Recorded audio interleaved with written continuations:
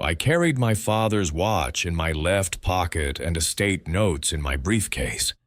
The walk from the curb to my porch felt longer than usual. My father's funeral ended 2 hours earlier. I planned to sit at my table, read the probate attorney's note, and map out a fair way to share what remained. A check for Mason, funds for Ella and Leo's education, and maintenance for my roof and medical needs. Nothing flashy, just fair. My key touched the lock, and voices carried through the door. The doorbell camera caught every word. Mason's voice filled the hallway with certainty that announces a decision before anyone invites a vote. Listing this place will bring top dollar. Dad can move into a small apartment near us. 2 bedrooms are more than enough.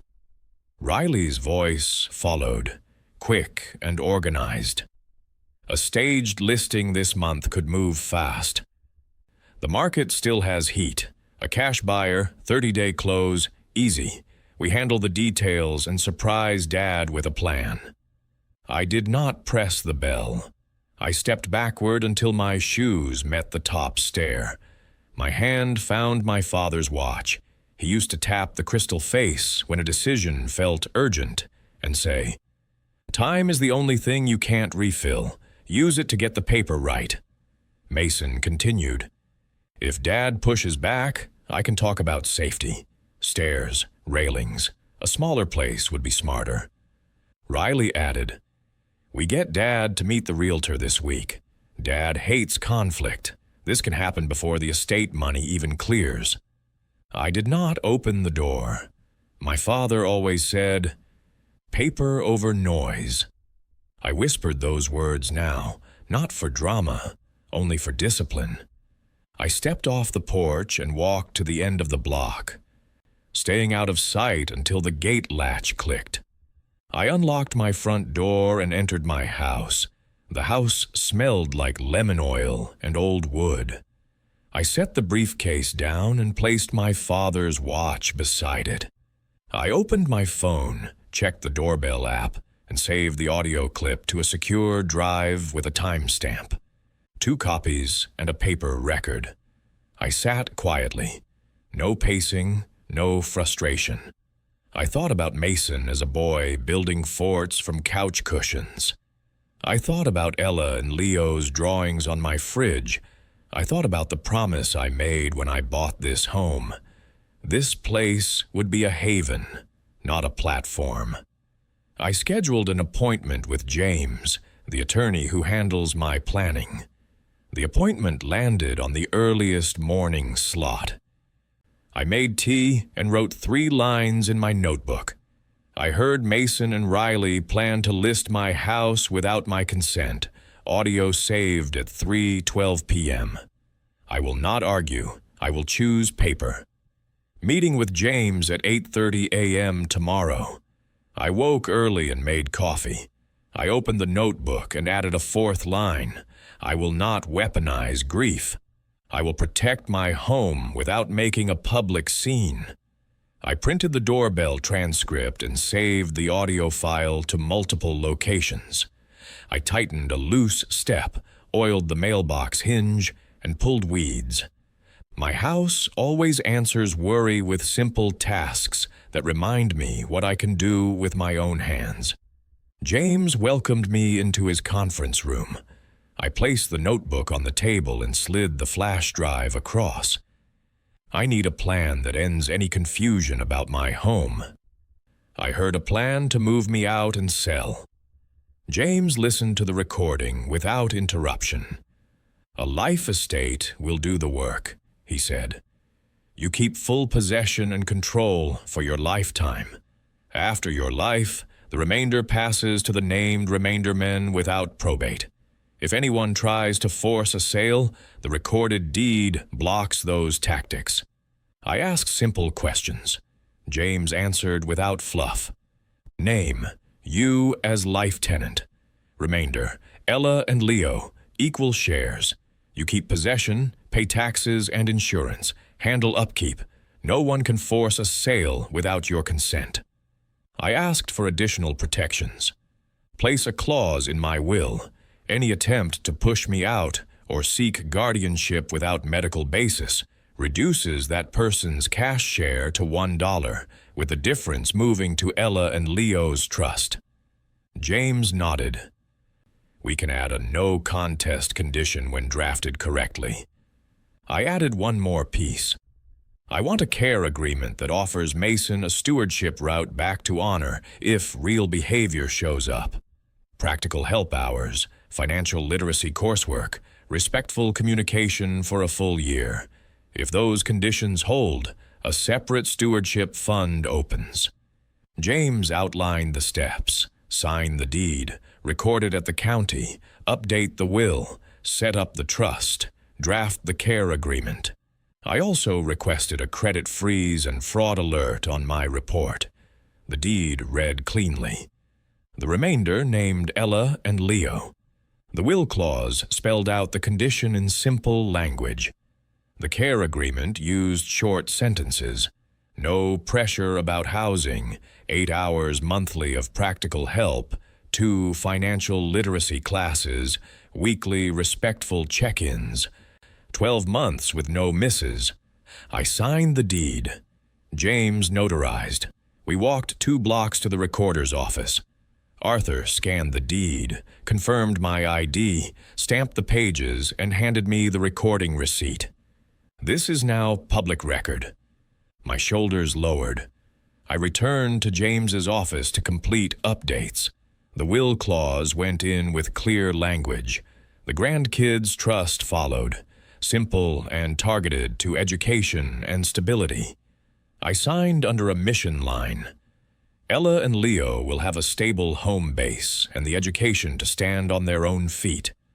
I organized every page into a thin black binder, recorded deed on top, will update, trust documents, care agreement, and Arthur's receipt.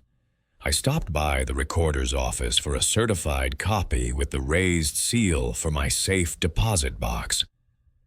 I scanned the copy to cloud storage with 2-factor protection and listed every location in my notebook. I set up autopay for taxes and insurance. I installed a brighter bulb above the steps and a second handrail. Grace, my neighbor, agreed to be a witness whenever I hosted family meetings. I obtained a medical fitness letter from my doctor stating I was appropriate for independent residence. I made a simple dinner and read the care agreement line by line. The tone felt fair. The tasks looked real. Evening arrived with a quiet that felt earned. I placed the binder on the lower shelf with my father's watch on top. Sunday morning, I set out 3 cups on the kitchen table and placed my father's watch in the center as a promise to myself. Speak slowly, ask for facts, invite a real plan. Mason and Riley arrived on time. I offered coffee. Mason started. I want to talk about right-sizing. Less maintenance, closer to us, simple move before summer. Riley added numbers about condo fees versus roof costs. I listened and asked questions that demand specifics. What square footage? Where would my books go? What is the actual timeline? Questions with details force ideas into daylight. Mason pivoted to safety. I pointed to the grab bars and second rail I'd installed. I handle upgrades before arguments. I asked for a simple agreement. Bring me a written plan next weekend. Real numbers, addresses, mover quotes, storage options with costs, responsibilities by name, full year budget. No opinions, only the plan anyone would need if this were their own move. Riley wrote plan at the top of her legal pad. Next weekend works, Mason said. I nodded. I will host. Bring everything you have on paper. I will ask questions and listen. My papers already did their job without announcement. I set the dining table with legal pads and pens. Grace arrived early with a notebook. Mason entered with a messenger bag. Riley followed with a tablet. Let's walk through a full plan, I said. Square footage, budgets, timelines, and who handles what. Mason slid a one-page summary across. 2-bedroom condo, 1,050 square feet, monthly fee listed. I pulled out my property tax bill and insurance premium. I wrote the condo fee in the next column, added special assessments, move-in costs, storage fees. The math began to tell its own story. Let's talk safety, I said. I installed rails and grab bars. Doctor's letter states medical fitness. I didn't show the letter, only named it. Now, caregiving. Who does what, when, and how often? Put hours on it. Mason took the pen and created numbers that looked real. 2 hours each Tuesday for errands, 2 Saturdays monthly for maintenance. I added totals with makeup windows. Good, I said. Now add a rule. No discussion about selling my house unless I raise the topic. Mason wrote the line. Bring me a revised plan in 1 week with floor plans, furniture maps, mover quotes, condo board minutes, and a written caregiving schedule with backup names. We ended with a summary. Mason said, bring a full plan with numbers, not pressure. Riley said, add caregiving hours by name. No house talk unless you raise it. Grace closed her notebook. At the door, I gave them the sentence my father once used on me. A good plan remains good even when the calendar flips. If a plan only works under rush, the plan serves the rush, not the family. I was fixing a cabinet hinge when tires crunched on my driveway. Mason stood on the porch beside a realtor with a leather portfolio. Riley waited behind them. The doorbell chimed. I opened the door and kept my body angled to block the view inside. Mason introduced the visitor. A quick peek, 15 minutes tops. I smiled. This home is not open for showings. No listing, no walkthrough. The realtor started a sentence about getting a sense of space. I interrupted gently. Thank you for coming. This visit won't be necessary. I pulled a thin folder from the entry table and opened it to a copy of the recorded deed, index numbers visible. I keep a life estate in this property. Possession and control remain with me for my lifetime. The remainder passes to Ella and Leo later. No listing, no showing, no leverage. The realtor looked at the page, then at Mason. Understood. Thanks for the time. The portfolio closed. Riley and Mason stayed. Silence filled the porch. I wish you had told me, Mason said. I wish you had not planned a listing in my living room, I answered. I learned that plan at my doorstep. I offered a different Saturday. I will be here this weekend with Ella and Leo for repairs and garden work. Join if you want to work. Mason folded the copy I'd allowed them to read. We stood for 1 more minute in quiet that revealed more about power than any lecture. I stepped back inside and closed the door with patience. No slam, just a click. 2 days later, a notification pinged. Family updates. The thread carried photos, then screenshots of condos with a cheerful line about making Dad's life easier. My name appeared with a tag. I wrote 1 sentence. I am medically fit, and decisions about my home belong to me. The thread exploded, then cooled. I did not debate in a scroll. I keep those matters at a table. Mason sent a message. I'll bring the revised plan Saturday along with work clothes. Riley sent a picture of Ella holding a small trowel. I replied with a heart. Saturday arrived with Mason's car in the driveway early. Ella jumped out holding gloves. Leo carried a watering can.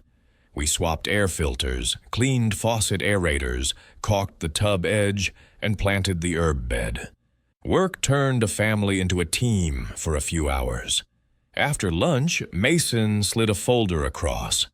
Revised plan, numbers, hours, board minutes, mover quotes, and a caregiving schedule if you prefer to stay. I opened it and saw pages that looked like reality. "I will read this carefully," I said. "Thank you for doing the work." I didn't promise a move, only acknowledged effort.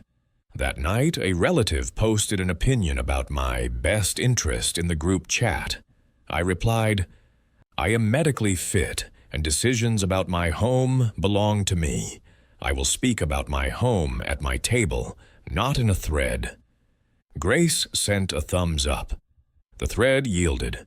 I set the dining table like a workbench, tools within reach, nothing extra. 3 stacks waited.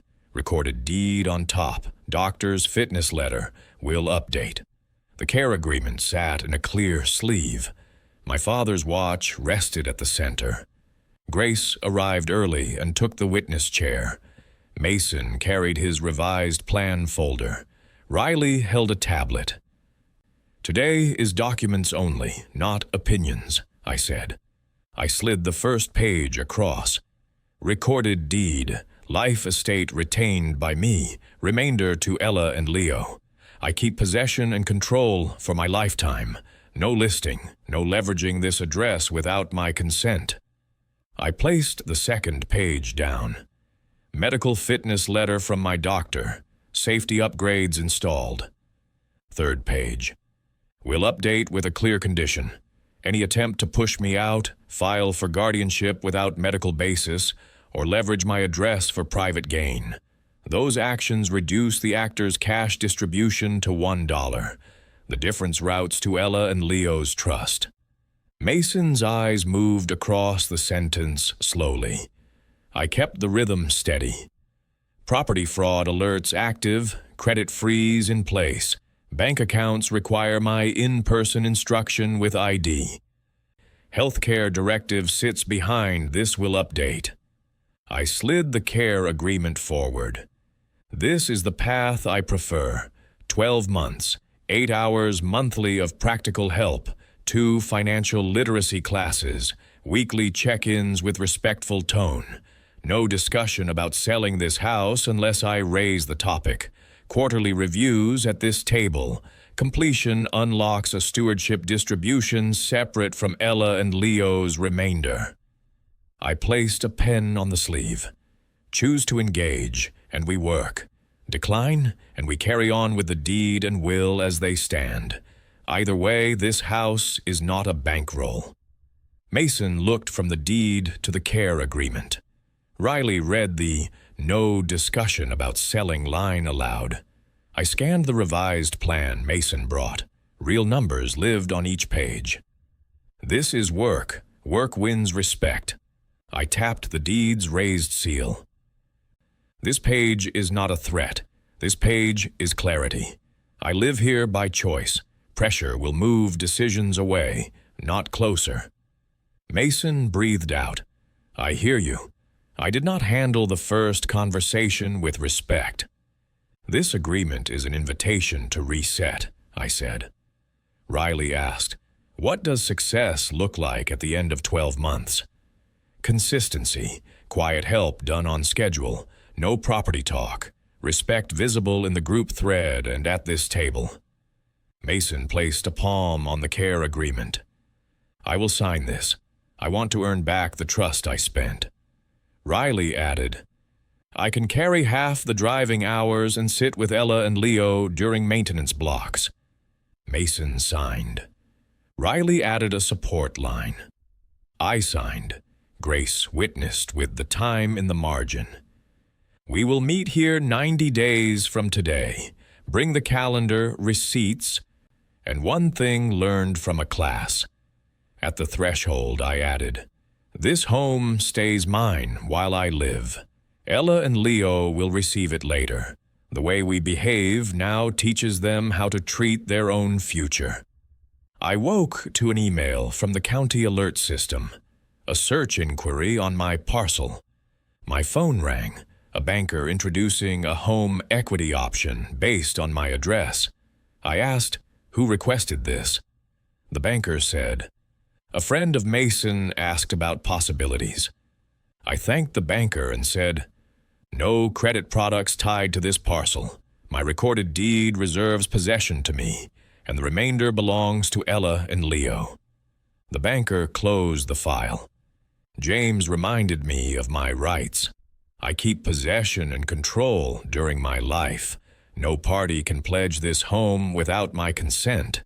Any pressure tactic triggers the will condition. Mason texted, "Coffee?" At the diner, he said, "I asked a banker to explore options. That wasn't the plan." I restated my boundary, I said. The recorded deed stands. The care agreement stands. The will condition stands. "I'll focus on the agreement," Mason said. "Hours this week, errand drive Tuesday, maintenance Saturday. I registered for the financial literacy class." "Good. Document hours. Bring receipts." A group chat ping brought another market opinion from a relative. I replied, "I am medically fit, and decisions about my home belong to me." I reviewed the first week's care agreement calendar. Mason initialed 2 hours for grocery runs. Riley added childcare Saturday. I wrote a thank you in the margin. Saturday arrived with Ella and Leo at 9 sharp. Ella carried a notebook with a Project House sticker. Leo held a flashlight. I handed Ella the pen. "Check off each task we complete. Write names beside each line." We labeled electrical breakers, tested smoke alarms, cleaned the dryer vent, and planted the herb bed. Ella set basil, mint, and thyme in a neat pattern. Leo watered slowly. Ella asked, "Will you still be here when I'm older?" I set the trowel down. "My plan is to be here. The deed I recorded helps me keep that plan. When my time ends, this home passes to you and Leo. Until that day, this is my home." Ella nodded and returned to pressing soil around basil stems. After lunch, I told Ella and Leo I'd opened an education trust for them and explained the house remainder would pass to them later. I recorded a video letter.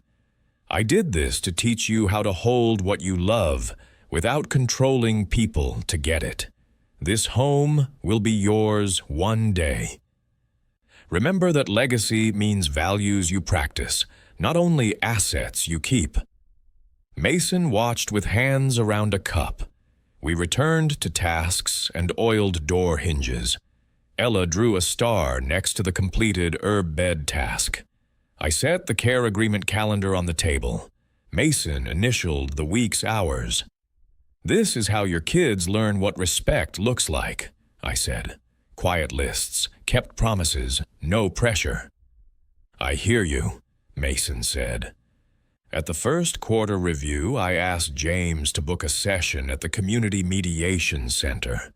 Mason summarized the weeks, grocery runs logged, maintenance blocks completed, 1 financial literacy class registered. Riley added childcare hours. The mediator helped us build objective checkpoints. Shared calendar entry for every hour. Initialed within 24 hours. Receipt envelope for supplies and mileage. 2-sentence note after each class describing 1 takeaway. 5-minute weekly reflection. What went well? What needs adjustment? The mediator shaped these into a 1-page memorandum of understanding. Mason signed. Riley acknowledged support. I signed. James witnessed. I asked Mason to name the fear behind the rush. "Money feels like a moving target," Mason said. "I thought speed would protect us." "Speed belongs to emergencies," I said. "Legacy belongs to discipline." We set dates for the next classes and the next quarter review. 3 weeks later, my foot slipped on dew on the back stairs, and my ribs found the rail. Grace drove me to urgent care. The X-ray said bruised, not broken. I texted the group. "Bruised rib. Urgent care visit complete." "Home now," Mason replied. "On my way with tools." Riley sent. Dinner covered. Mason arrived with non-slip treads, extended rail brackets, and motion lights. He asked permission to install. The way the question landed mattered. I nodded. Riley came with soup. We ate at the kitchen table and logged the week's numbers. Mason's takeaway from his first class. Savings is a habit, not a mood. The quarter review arrived. James opened a fresh page labeled Quarter 1. We listed everything completed. Mason said, "The house stopped looking like a bank and started looking like a home I should help maintain." Riley added, "Respect made the room bigger." I wrote that sentence and underlined it once. The calendar reached the final review with a binder full of pages. Hours worked, classes completed, receipts tallied, check marks next to every weekly call. The care agreement had become a rhythm. Mason arrived with the last class takeaway. Invest in relationships with the same patience you bring to savings. Riley brought a small cake. Ella and Leo ran to the herb bed to see how the basil had grown. James joined by video. Grace sat with her notebook. I reviewed the year aloud. All tasks completed, 2 classes done with takeaways posted, weekly check-ins without a miss, no property talk outside my topics, steady tone in group chat, safety upgrades added with consent. I read the final line of the care agreement. Completion unlocks a stewardship distribution separate from the deed and remainder. I slid an envelope across, a modest distribution that marked a year of practice. Mason didn't reach for it immediately. His eyes landed on Ella and Leo's drawings, the herb bed, the deed copy, acknowledging the order I chose. Grandkids' home first, personal reward second. He took the envelope. "Thank you." "Thank you for the work," I said. I lifted a glass. To the lesson. A home is not a bankroll. A home holds people. A plan holds a family. We spent the afternoon eating, laughing, telling stories. I pulled out the video letter for Ella and Leo and added, "When respect shows up, love breathes easier. Keep choosing respect." At the herb bed with Ella and Leo, we snipped basil for dinner. I told them the house would be theirs one day, and that I would be here as long as I could. They nodded with understanding beyond their years. I placed the binder on the lower shelf and set my father's watch on top. The second hand moved with the same pace as the first day of this story. We adjusted our steps to match its honesty. Before you go, tell me where you are watching from in the comments.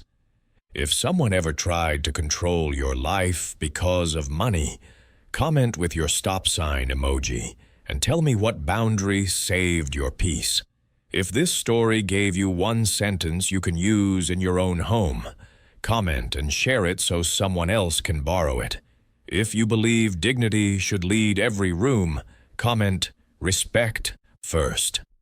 Subscribe to Elder Justice Revenge Stories for true-to-life elder stories told with calm strength, law, and love. Click the notification bell so you never miss a story where the lesson lands without shouting. Share this video with someone who needs proof that quiet, lawful choices can protect a home and teach a family how to love well.